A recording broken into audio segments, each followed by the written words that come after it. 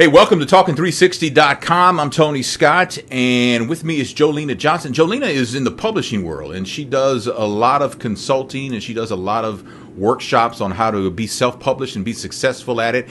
And we've been working on a series on how you can take your publishing dreams to the level that you want to be at. And we are at section number 4, which is called Elements to Self-Publishing. The journey's not easy, though it can be rewarding. And first of all, Lena, how you been? I've been great, Tony. What about you? I've been good. Very good. A lot of people, they think that writing a book is the only thing you need to do, but there is so much more. You just can't sit down in front of like Word and just start typing and thinking that it's going to be a million seller. It doesn't work that way. There takes some background work. There takes some work on the end as far as promotion goes. But estimated cost from beginning to end is where you need to have your strategic planning. Am I right? Absolutely.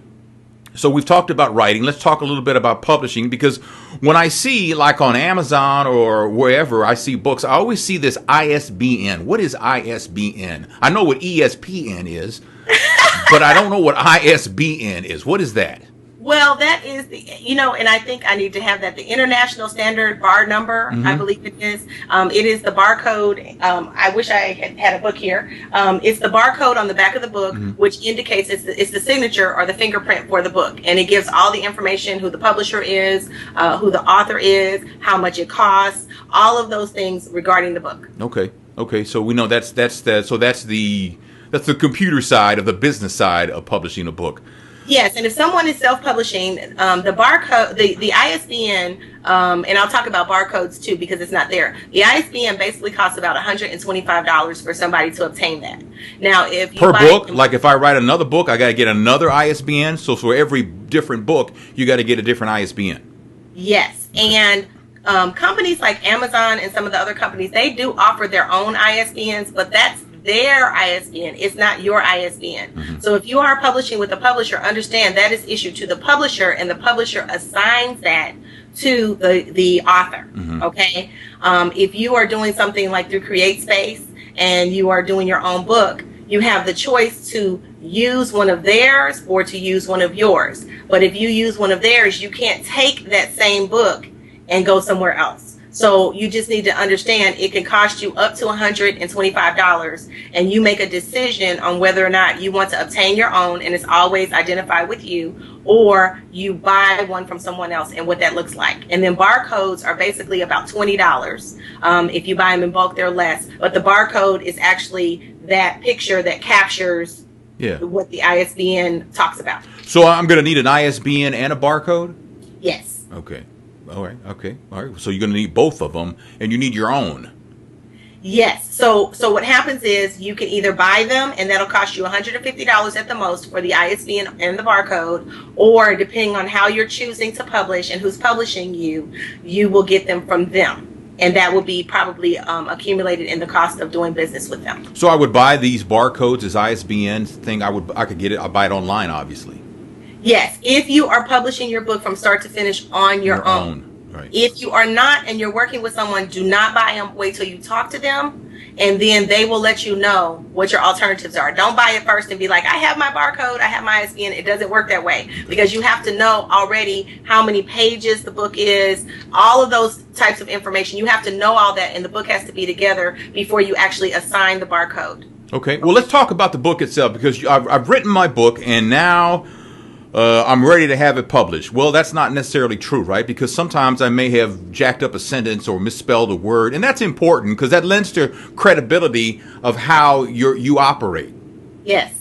So the key is editing. Once you think you're finished with your book, give it to someone to read, and not to, and I think I talked to you all about this before, not to your best friend, not to somebody who loves you, someone who actually reads books, and ask them to read the book and give you comments about the book. That's the first thing. And the comments are, you might say, you know what you're saying, but the person who reads it may not know what you're saying. So you need an objective eye to get someone else's perspective. Once you do that, then you can make changes.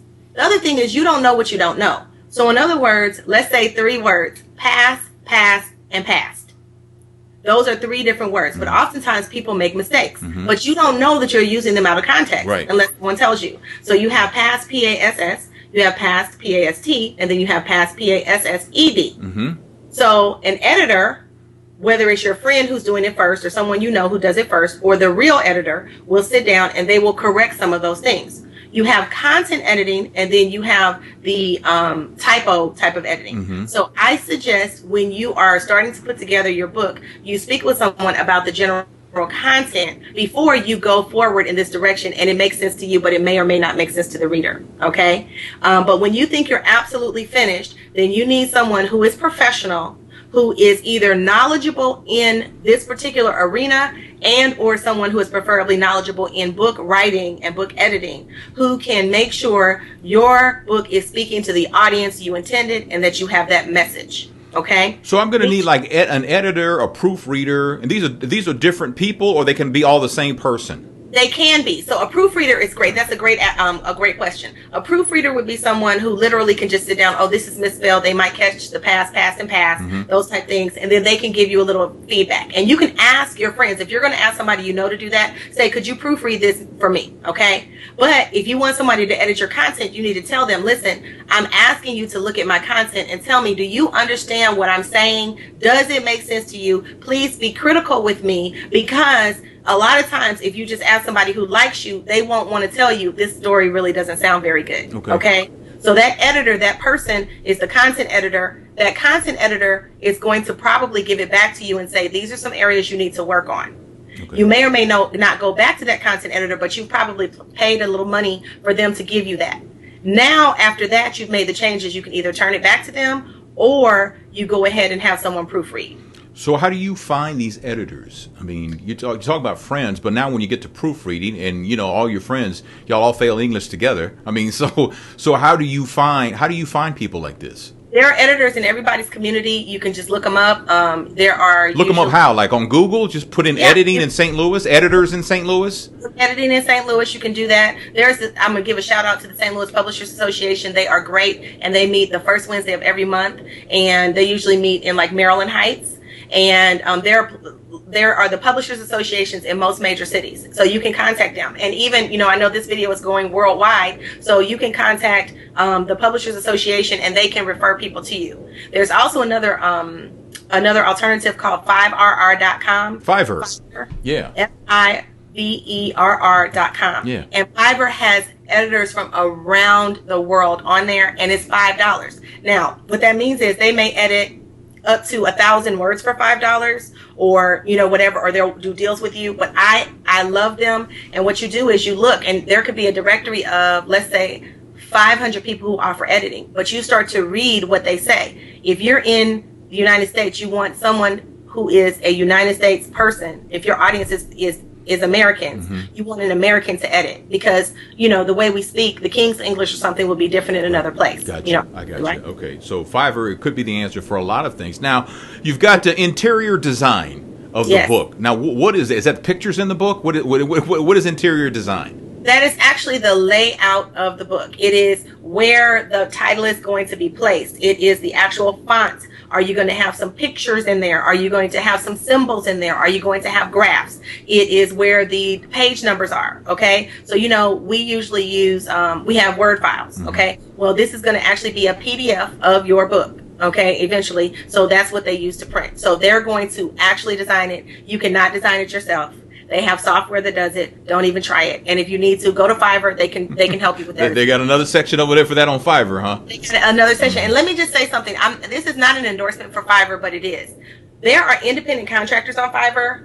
So understand that you need to look through the directory and see some of their work and make sure you're choosing the right person to work with. Okay. And you might want to ask a couple of people to do the same work. It's only $5. Okay. So you may say, okay, I have the first 5 pages of my book. Let me contract for $5 with 3 people on Fiverr and get all of their feedback. Okay. It's only $15. $15, yeah. So compare what you like the most, right? Right. And then go from there. Now, I will. This part I do know. Like, if you're going to put, like, say, if you're writing a book about like hip hop, and you're going to put pictures in there, you have to have rights to those pictures. You just can't go on Google and just start, copying or dragging pictures to your desktop and then put them in your book, because you will get sued. Yes, you will, because people have a right to their own image. So you need to think about that. If you've taken a picture, let's say if you've met, if I was with you and I have a picture of you and I took the picture and it's me and Tony Scott, that's different. Yeah, that's your picture. But if you didn't take the picture and you found it on Google and you said, "Oh, that would look good in my book," you need to think again. You need to pump your brakes. Yes, and you need to contact those people. If you can, contact those people and ask them, send an email or whatever and say, I want to put you in the book. And more than likely, they're not going to get back to you. And more than likely, it's going to be more difficult than necessary. So you want to, if there's somebody who's a photographer and you've seen they take pictures, like we have Wiley Price in St. Louis. Wiley has a whole bunch of pictures he's taken. You may contact Wiley and say, hey, Wiley, I know you've taken a picture of Tony Scott. Do you think I could get the rights? Now, Tony might be charging a lot of money for his pictures, but you never know.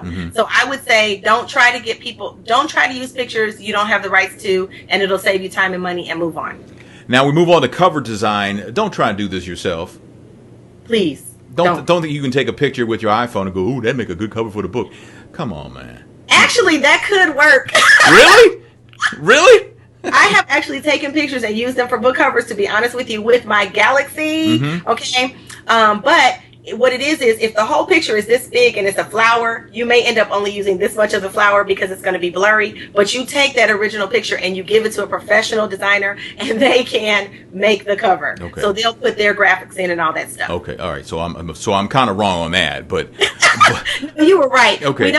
So let me just be real brief about cover design. You have the front cover, you have the spine, and you have the back. So you need someone, depending on how you're publishing or how you're printing this book, you need someone to have the dimensions, which are already laid out for the book. That's why you need a professional, because if the book is this thick, then that means the spine needs to be this thick. If it's this thick, it's going to be different. Okay. So you need to be educated about that and make sure that it all fits, because a cover is basically one page that they wrap around the book. Right. And so it has to line up. Okay. Okay. So it's not only the graphic design, but it's also the actual technical design. Okay. And then as we finish part one here, you've got editing again. Yes. Well, we were talking about editing. Now, why do we have editing again? Because you think you're done and you're not. Because every time anybody, and I don't care if it's the editor, goes back into the book, you have the opportunity for another mistake. I might be correcting an A and I inadvertently add another period. Okay. So you just need to know. You need to have it looked over, and the more eyes you can get looked over, the better. Okay. And but that's before you do the interior design, because once you send it and the interior is being done, it's going to cost you money to change it. So you want to make sure you edit again before you turn it in. Okay.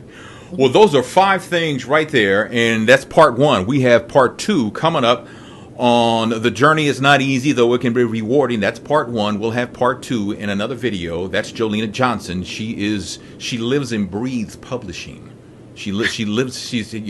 Her life is an open book. Her life is a book. I mean, that's her life, and that's what she does. And she does workshops and consultations and stuff. And you have a website? Yes, JolenaJohnson.com. Okay. I actually really do communication strategy, and helping people write their books is one of the things. I do training, development. I help people with their platforms, period. So if you are having a problem and you want to solve it and you want to know how to communicate it, we can turn it into something you speak, or turn it into something you may write as well. All right. That's Lena Johnson. I'm Tony Scott. Thanks for watching Talking 360, and look out for part 2 coming up next.